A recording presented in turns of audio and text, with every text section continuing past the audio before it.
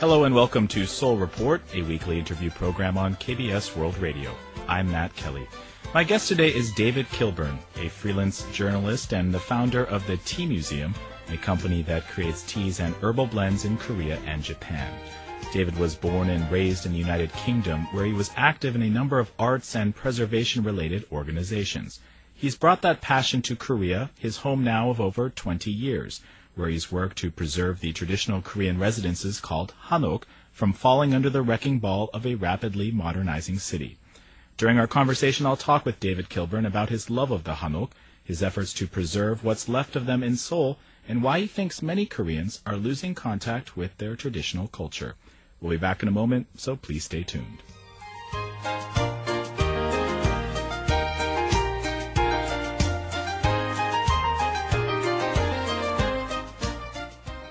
David Kilburn, thank you so much for joining me today on Seoul Report.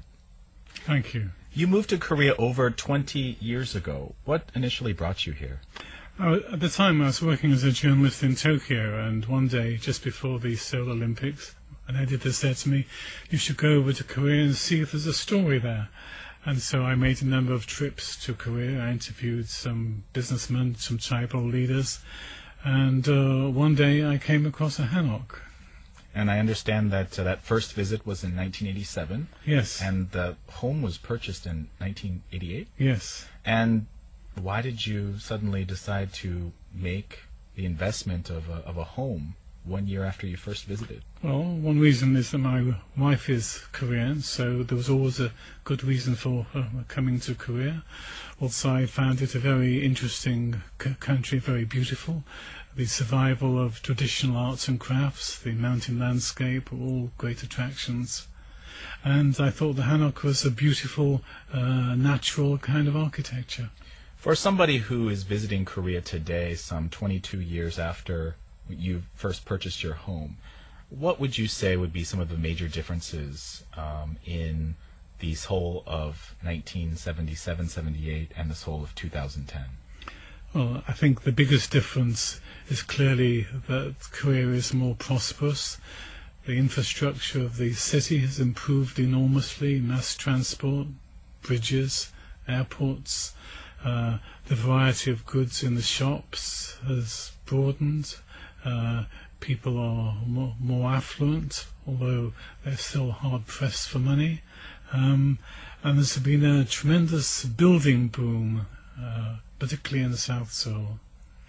We've been talking already about the Hanok, the traditional Korean home. For people who aren't familiar with the Hanok, can you describe kind of the typical characteristics? Well, the basic structure of a Hanok is it's built mainly of wooden beams, and these are interlocked to form a cubical structure which rests on pillars of stone. It has a roof of oriental tiles, and the walls are made of kind of thatch of mud or sometimes of brickwork. There are paper windows. There may be glass sometimes. There is underfloor heating from a traditional ondol. There are wooden floors. You're close to the elements. You can feel the heat of the sun in the courtyard. You can hear the sound of the rain on the roof. And I also understand that there are some regional variations in terms of kind of the general layout of the Hanok, that I think it's in the warmer climates, the layout will be a little bit more open with the courtyards, whereas sometimes in the northern parts of Korea they can be in more of a square shape?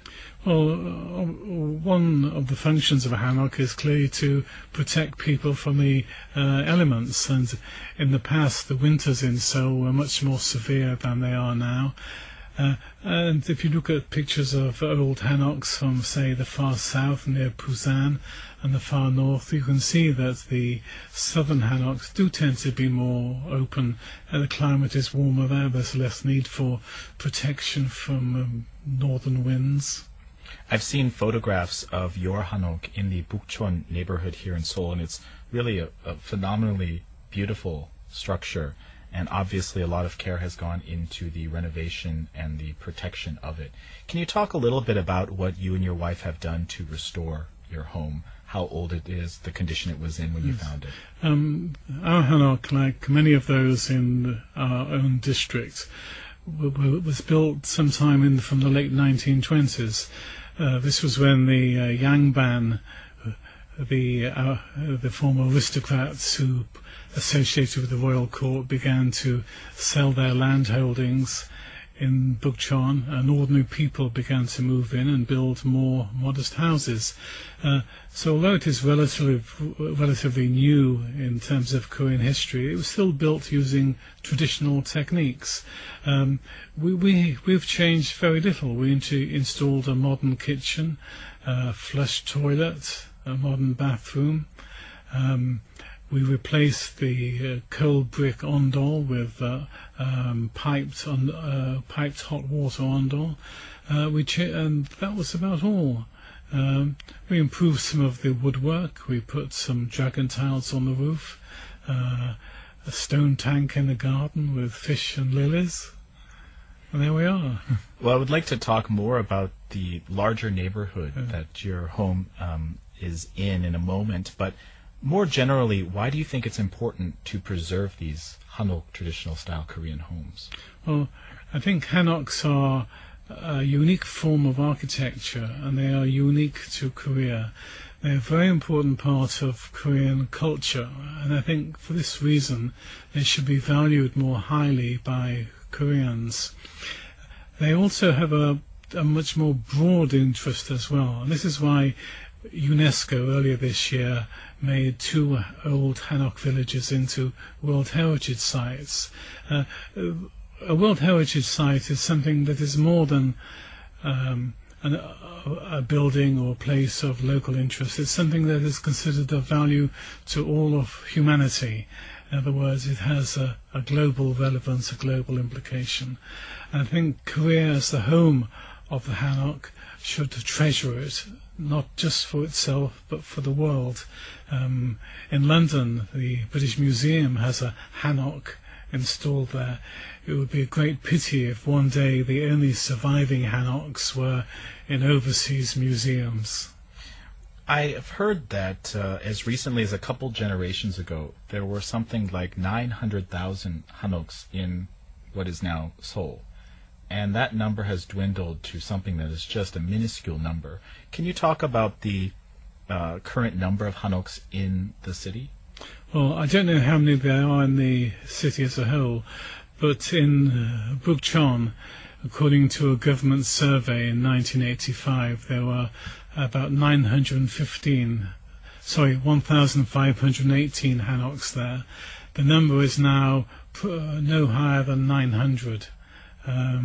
So the area has changed from being one where most of the buildings were Hanoks to one where most of the buildings are modern, new concrete buildings. You mentioned Bukchon, which is a neighborhood that's located in between 3 of Seoul's palaces, and it's also a very popular tourist destination because of these several hundred Hanok traditional homes. And it also has a nice setting. It's up on a hill, and it has a view of the downtown area. Can you talk about the significance of Bukchon, the neighborhood itself, and why it has a special designation? Well, the location of Bukchon between 2 royal palaces meant throughout history it was a place where important people would live and work, where the business of state was conducted, where significant events took place. By the end of the 19th century, it was well established as one of the most prestigious parts of Seoul where people could live. Many of the royal families, or the noble families, or the wealthy families had homes in the Bukchon area. Mainly so they could be close to the royal court and close to political events that were taking place. That status has lingered on. In 2002, the Seoul government launched the so-called Bukchon Plan, and the plan was to restore the district and its Hanoks. But I understand that you've criticized the implementation of the plan. Can you talk about both the 2002 plan and earlier efforts by the Seoul metropolitan government